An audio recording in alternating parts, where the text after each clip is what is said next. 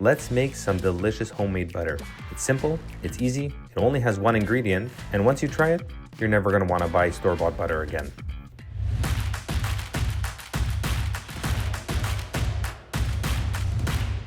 So, start off with a heavy whipping cream.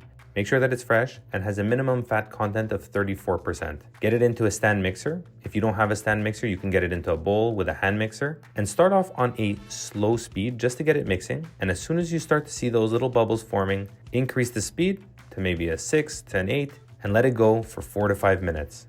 Be patient. Now you don't need to touch it, just wait until it forms that nice whipped cream. Once it looks like whipped cream, then you can increase the speed a bit, and within a couple of minutes, you're gonna start to see that it forms a nice yellow color. Make sure to scrape off the edges around the bowl, just so you can minimize the waste.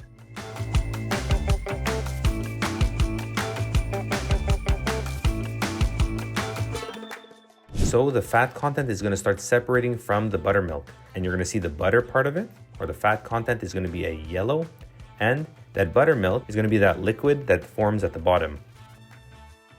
Now to avoid splashing, you may want to lower the speed. Oh, it splashed all over the place.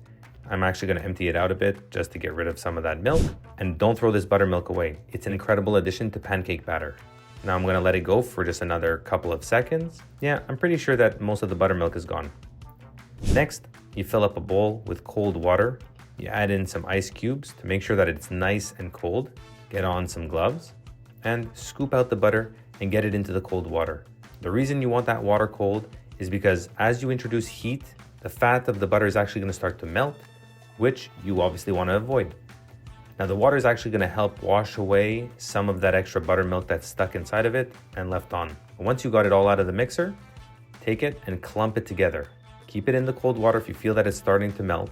It goes back in a couple times, just because I don't want that heat from my hand melting that butter. Squeeze out as much of that buttermilk as you can, and then onto a saran wrap. Here's where you want to add salt if you want salted butter, and then give it a nice mix with your hands. Once it's nice and homogeneously mixed in, get it on another saran wrap and shape it. Once you got it in a nice block shape, or however you like to store it, one more time, new saran wrap, form it well, make sure it's nice and tightly sealed, and this is going to store in the fridge, ready to use whenever you want it. And there you have it, guys, delicious homemade butter.